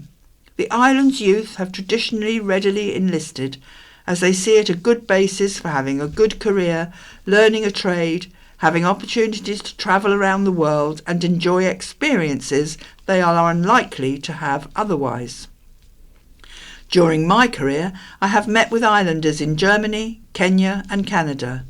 It's like meeting up with family members. I'm pleased to say that Remembrance Day is now hugely supported by the population of the United Kingdom, and it's much appreciated. Most remembrance services end with the words written in the Kohima Memorial in India. When you go home, tell them of us and say, "For your tomorrow we gave our today." Stop a second. Yeah, it's number 4 it says on mine, is it? Yeah. You got 4? Yeah, there was only 1 3 and I that was see. it, yeah. I see. Yeah. Okay. Right, okay. Thank you. Okay. And now for public information. It's important to hear directly from constituents. An article by Richard Quigley, MP for Isle West. Last weekend, I went door knocking in Newport. No, I was not late trick or treating, although there were a few surprised faces. But almost everyone was happy to chat about what matters to them. For me, it's really important to hear directly from constituents. Nothing beats a good conversation, or even the offer of a biryani from one family. Plenty of local issues got raised, but ones that are also national priorities of this Labour government: healthcare, NHS dentistry, education, transport. Plenty also mentioned the B word, the budget. But even then, the response was largely positive, and nothing to spook people or the markets. Perhaps the biggest surprise for many is that this budget was delivered by a competent government which takes running the country seriously. It's no surprise all eyes have been on Rachel Reeves. She's the first female UK Chancellor to deliver a budget, and the first woman to hold the office in its 708-year history. It was also the first Labour budget for 14 years. I type those points in that order deliberately. There'll be some thinking. It should not matter that she's a woman. Or why make a fuss about it? But history is full of firsts, especially on the road to equality. And we've reached a new milestone with Rachel as Chancellor and with this budget. Of course, this budget will be scrutinized, and rightly so. It's not one any new government would want to make, but it is one that will help deliver change by fixing the NHS and rebuilding Britain, while ensuring working people don't face higher taxes in their payslips. Labour has had to take action to fix the country's foundations after 14 years of austerity under the Conservatives. It's a sign of progress in multiple forms, and it's time for us to look ahead. But as we work to bring communities back together after years of division, it's important we reflect.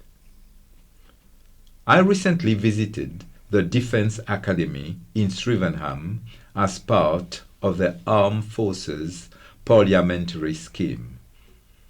The scheme provides parliamentarians with an insight into military life and the brilliant work our forces do.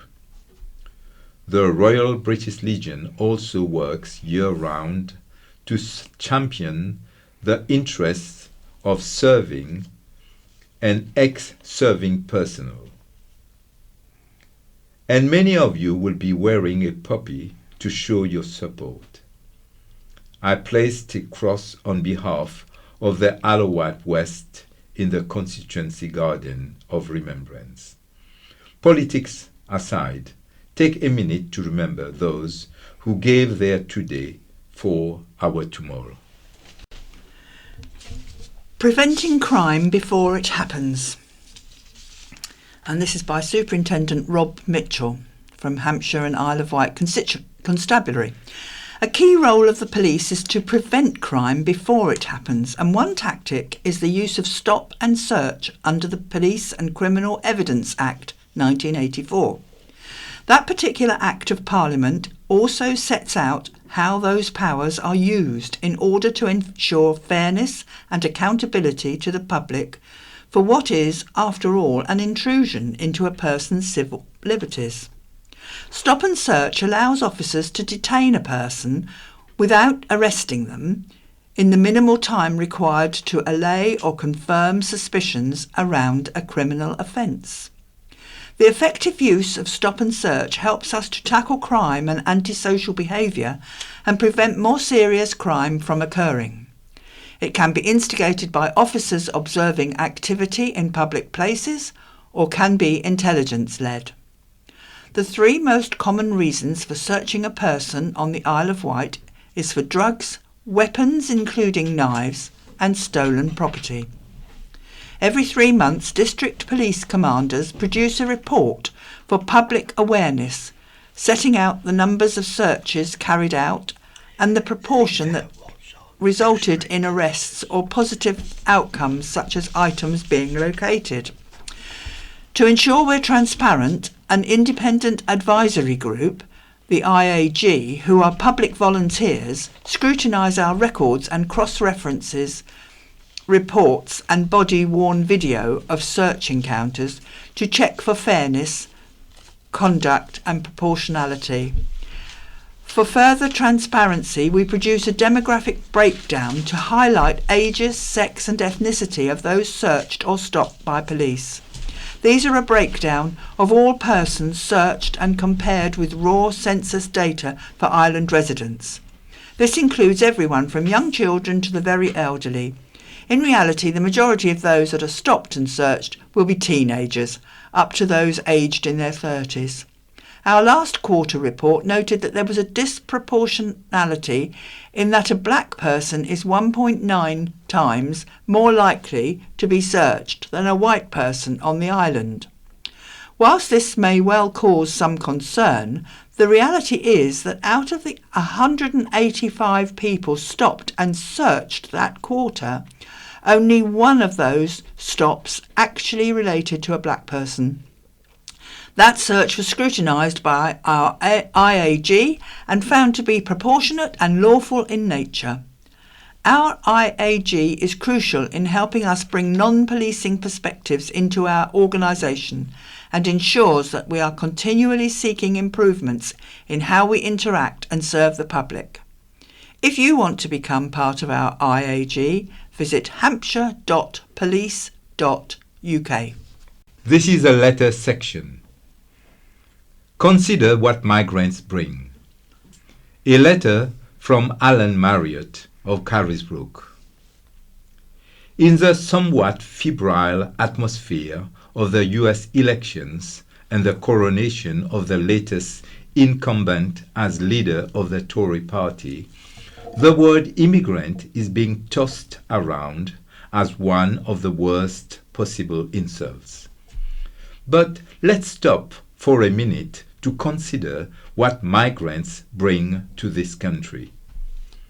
Late last Friday night, a member of my family had to be treated at Urgent Treatment Center at St. Mary's Hospital for a minor but painful injury. We were first seen by a man of South Asian origin on the desk, then by two nurses who were Filipino, I would guess, and finally by two Afro-Caribbean doctors. What they all had in common was an amazingly kind and patient nature, dealing with their patients with smiles on their faces and showing the greatest care. Many of us know what an emergency department can look like late at night, but nothing seemed to faze them. I know people will say, it's not them, it's the others. But who are the others? My thanks go out to all of them, and if this be the face of immigration, then bring it on, I say. Now a letter from Judith Bailey from Dudley in the West Midlands, titled Providing Adequate Toilets is Essential. As a frequent visitor to the Isle of Wight, I have recently returned from a holiday in Shanklin, and I am very concerned by the lack of public toilets along the seafront, from the closed toilets at Chine Buff to the Cliff Lift. Since the closure of the large Chine Buff toilets, this section of the beach has no public toilets. The two erected by the lift at considerable expense are welcome but totally inadequate. There are two cafes and numerous beach huts along this stretch of beach. In order to survive and encourage families to use this resort, which is essential to the tourist economy of the island, it is necessary to provide adequate toilet facilities. I understand that new free toilets have been provided at Freshwater Bay and paying toilets at Colwell Bay. So why cannot new facilities be provided along Shanklin Seafront, which is a much larger resort? I have previously written to the then MP Bob Seeley, the Isle of Wight Council and Shanklin Town Council, and to date have not received any response. I am aware that council budgets are restricted, but providing adequate public toilets is essential to tourism on the Isle of Wight. Please, readers, give your support to reinstating the toilets at Chine Buff. Lessons for Labour. A letter from L. Jones of Ryde. Dear Editor, In the wake of Donald Trump's unexpected election victory in the US of A, there are some lessons that the British Labour Party must heed. The crux of Trump's success lies in his ability to tap into the frustrations of everyday people. His campaign revealed a public weariness with political correctness or wokery, and a yearning for straightforward communication. One of the key messages for Labour is the importance of plain speaking. Voters on both sides of the Atlantic are disenchanted with politicians who evade direct answers or shy away from the realities faced by ordinary people. We want clear, unambiguous messages reflecting genuine concerns and aspirations that we grapple with daily. There is also a need to bridge the gap between political elites and the grassroots. Trump's campaign capitalized on the perception that his leadership was distinct from the traditional political class. Labour must strive to rebuild trust by demonstrating that the party is in touch with the common man and woman, prioritizing real-world issues over ideological rhetoric.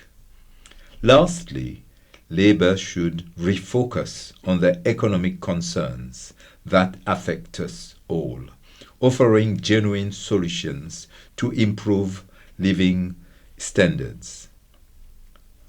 Highly educated and hard-working immigrants are important to us in healthcare and many other sectors. But illegal boat people who come to claim asylum and then take advantage of the public purse, expecting high-quality hotels, benefits and handouts, are not. It is striking that many Americans who voted for Trump do not necessarily agree with all he says, but simply want somebody who says it is as it is to lead their country. And now a letter called Equalising the Starting Blocks from an Anne Grant in Fareham.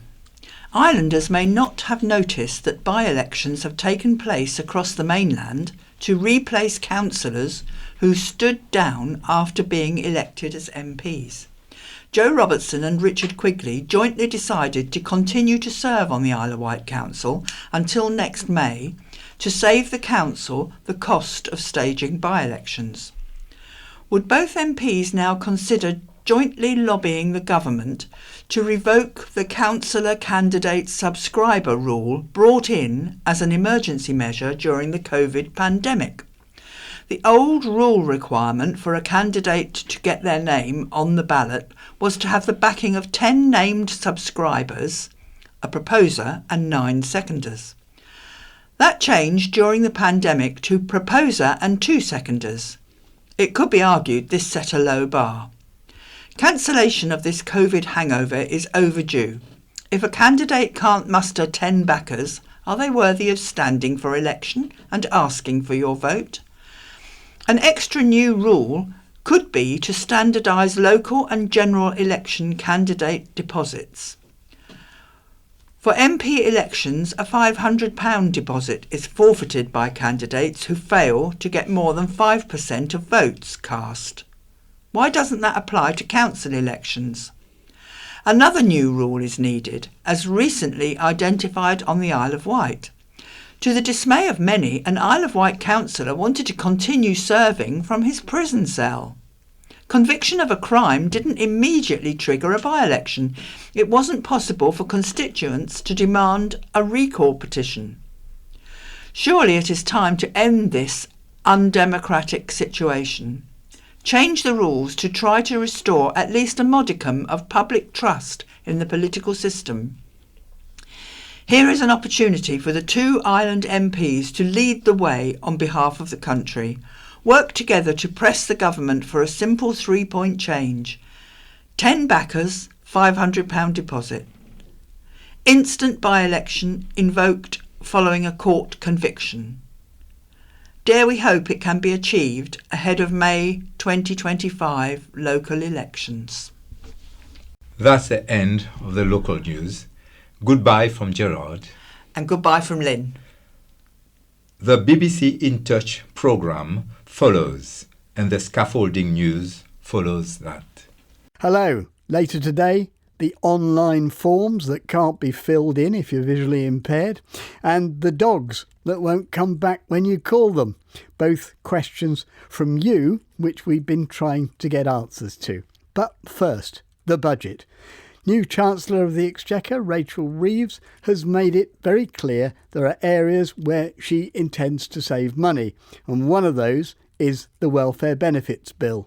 She's targeting benefit fraud, which no one except the fraudsters would quarrel with. But she has another target. Today, I am also taking 3 steps to ensure that welfare spending is more sustainable. First, we inherited the last government's plans to reform the work capability assessment. We will deliver those savings as part of our fundamental reforms to the health and disabilities benefit system that my right honourable friend, the Work and Pensions Secretary, will bring forward.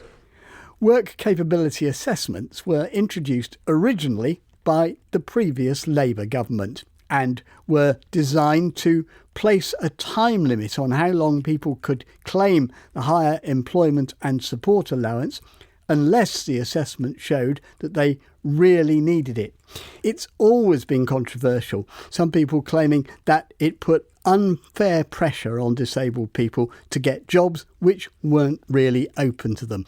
The previous government was in the process of reviewing the benefit before the general election, also with a view to reform work capability assessments.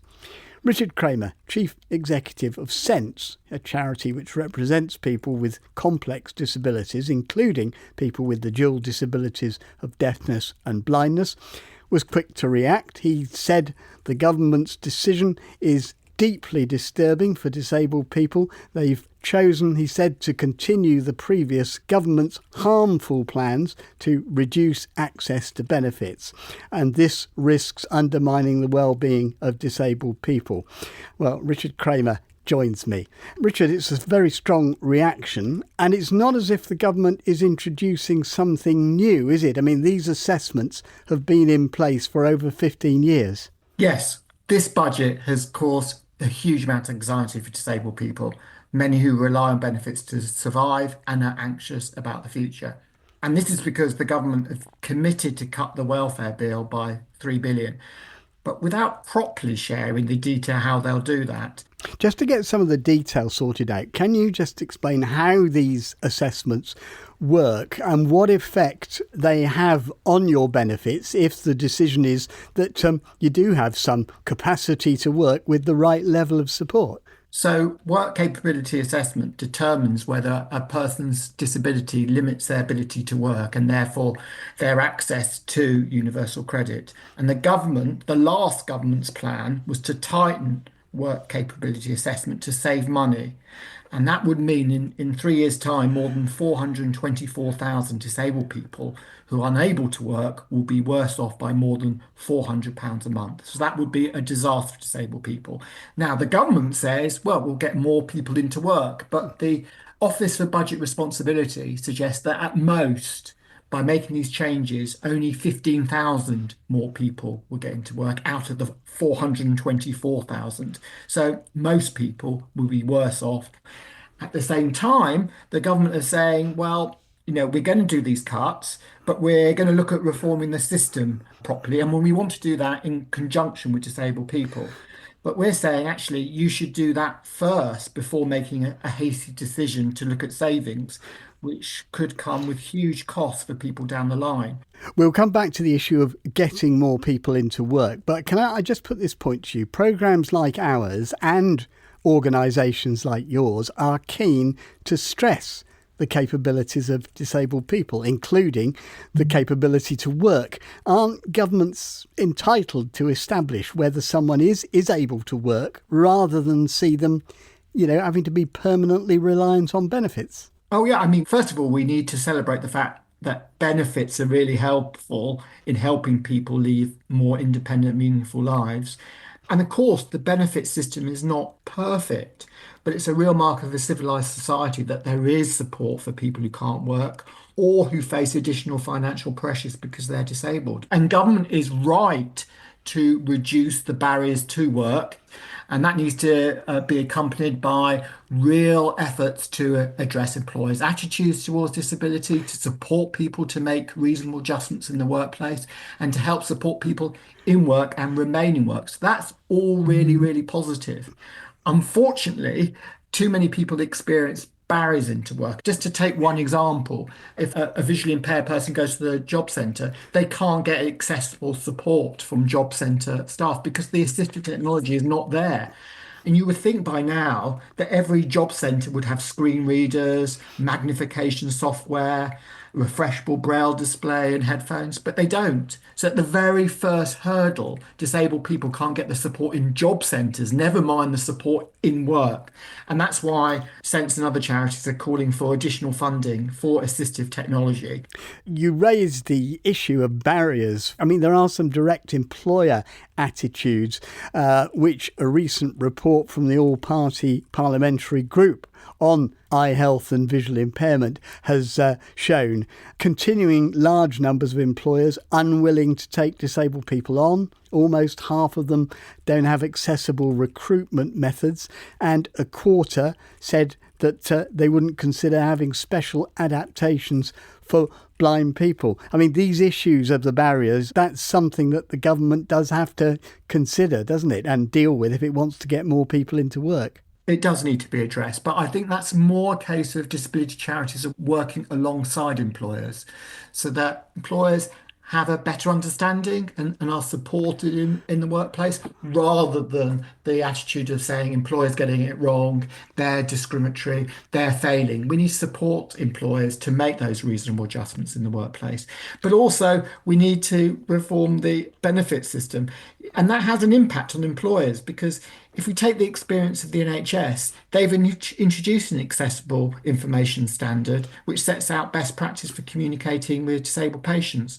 Why can't we have that for the DWP as well, when they're providing support around the benefit system or support for people into work? To be fair, presumably those are some of the things that the government are going to be looking at. The Department for Work and Pensions told us the work capability assessment is simply not working. It needs to be reformed or replaced as part of a proper plan to genuinely support people into work, bringing down the benefit bill and ensuring we continue to deliver the saving set out by the previous government. The Chancellor says the government will be producing a white paper looking at the issue of large numbers of people not being part of the workforce. Isn't that the place to find a solution to this? And will you be attempting to influence its findings? Yes, very much so.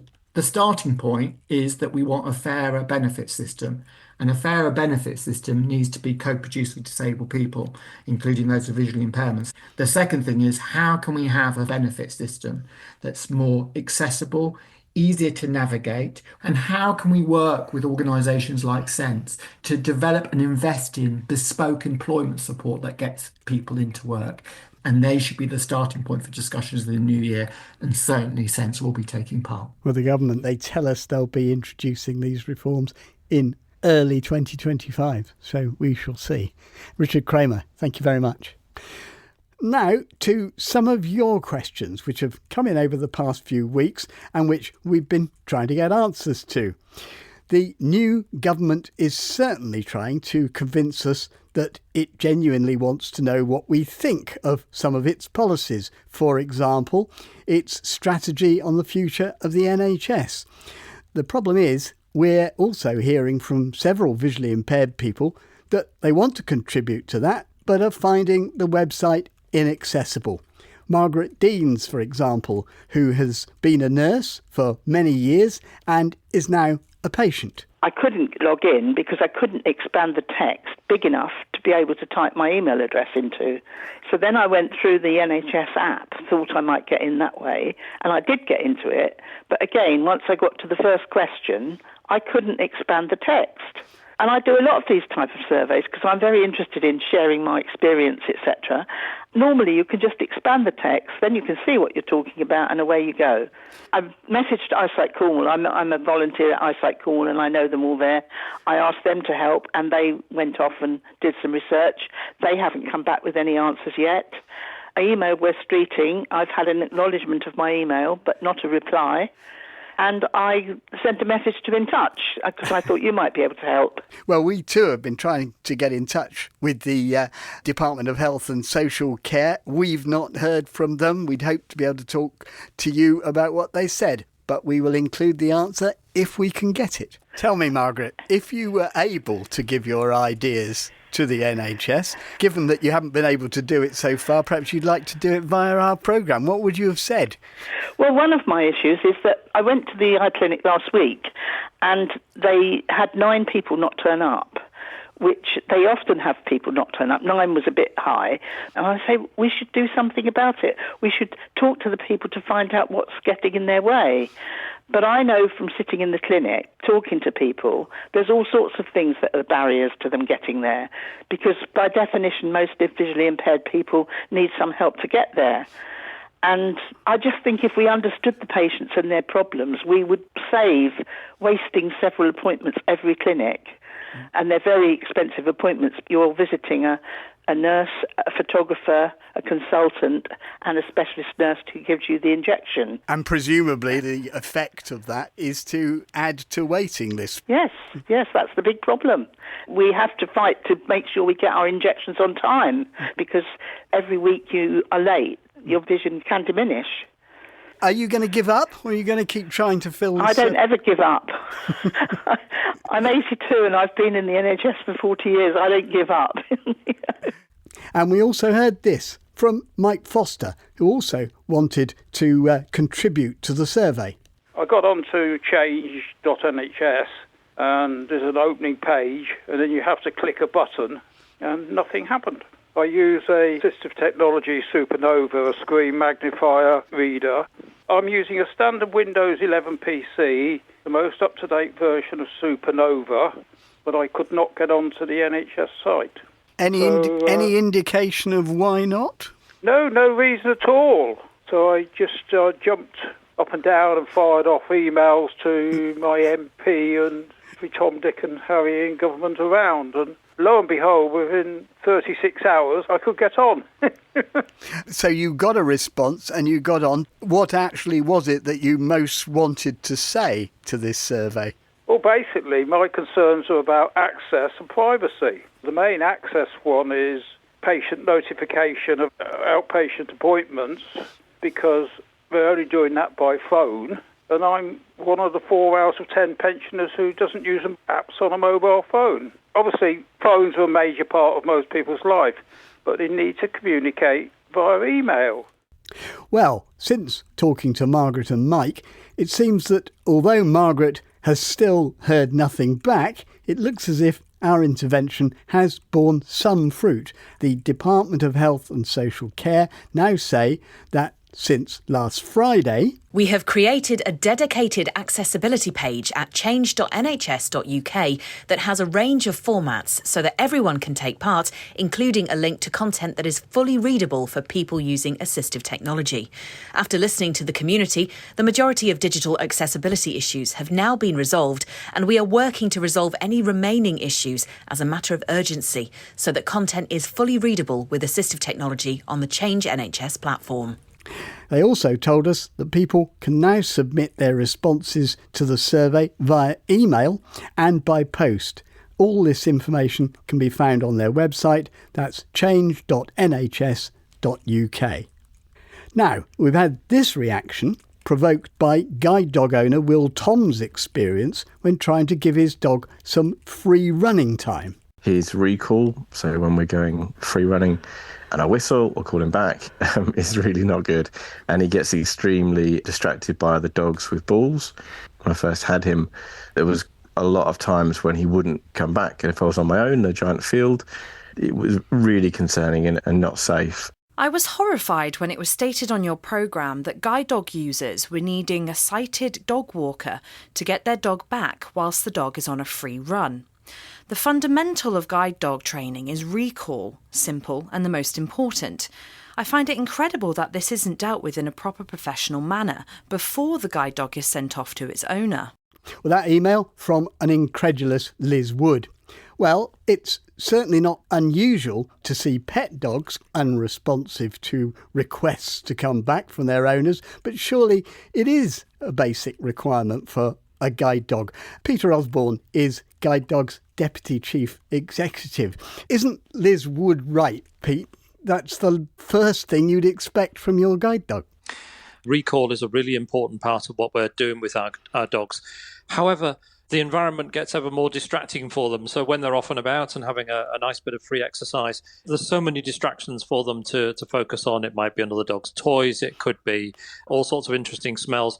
And we'll provide all the support we can. But inevitably, there are occasions when a dog sometimes just will be slow to come back or may not come back as we intend. Isn't it a sort of go-to requirement? Because, I mean, this is the situation some blind people find themselves in, where if they're taking their dog out for a free run themselves, which they'd obviously want to do, if the dog doesn't come back and you're in a great big open area, that's very difficult, isn't it? It can be very difficult. As a guide dog owner myself, I know it can be quite unnerving. You're thinking all the time, gosh, is there another distraction out there that the dog is really focused on? So it is very important for us, and it's something we put a lot of energy and a lot of work into. What we would say as well is, even if your dog is slightly slow to come back, always make sure that you praise your dog for doing so. Otherwise, your dog can build up a bit of a resilience and feel that it shouldn't come back to you. So it's important that even if the recall is a little bit slow, that you actually praise your dog. But it's not a deal breaker, because I think that's what Liz Wood was suggesting, that it ought to be. It's a part of the training that we instill in our dogs, and we would always hope that our dogs have excellent recalls. As some of it can be about the situation in which you are free running your dog. So if there is a lot of distraction and you know your dog is prone to responding to that kind of distraction, it's sometimes advisable to pick a quieter area, or indeed one of these free running fields that you can actually now book, so that your dog's got an opportunity to range and roam without any distraction. And if people are concerned about this, please contact us and we will do our best to support you. I mean, we have heard anecdotally of the cases of this. How common do you think it is? I think any dog can be prone to distraction, and as I think you commented yourself, you will often see dogs that indeed are distracted. I think it's about how we manage that as guide dog owners, and if we're feeling that is impacting us, let's pick a quieter, safer area to build up that bond and that response that we want from our dogs. You made the point that people could come to you if they were worried. There was still some confusion amongst listeners when we addressed this about whether the practice was continuing of having a volunteer you could call on if giving your dog free running was a problem for whatever reason. Can you settle this once and for all? What is the situation? Is it part of the guide dog service to provide somebody if you need them? It is our responsibility as guide dog owners to arrange for our dogs to get off-lead exercise. However, if that is not possible, or indeed your circumstances change, we will do everything possible to provide that service. And we do recruit volunteers who will come and collect your dog, take it for a free run and bring it back to you. So it's a matter of people who need that contacting you and asking for it? Yes, it is. And in the first instance, we would always ask that people do everything possible to arrange it for themselves. But if they do need support, we will endeavour to provide it. Peter Osborne, thank you very much indeed. And that's it for today. Keep your questions coming and your comments, your outrage and even your approval. Email in touch at bbc.co.uk, leave voice messages on 0161 836 1338 and from our website you can get tonight's and previous editions of In Touch. That's bbc.co.uk/in touch. From me, Peter White, and producer Beth Hemmings, goodbye. Scaffolding and skips news. Week commencing 8th of November 2024. Newport area. Malthouse Court, Crocker Street. 10 Crocker Street. Island Beds, 90 High Street. Mencap, 69 High Street. Outside the Entertainer, St James Street. 48 High Street. 120 Lower St James Street. 36 High Street. Hong Kong Express, Holyrood Street. 47 High Street. Shoe Zone, High Street. And 1 Holyrood Street. Ride area scaffolding. Pavement outside 29 and 30 Cross Street. 45 George Street. Cloud 9 Cross Street. 63 George Street. 18 to 19 Cross Street. Serendipity Diamonds, 185 High Street. 51 Park Road. Weatherspoons, Union Street.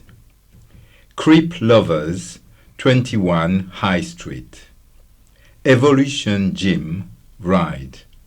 Hong Kong Express, Esplanade. 107 Moncton Street.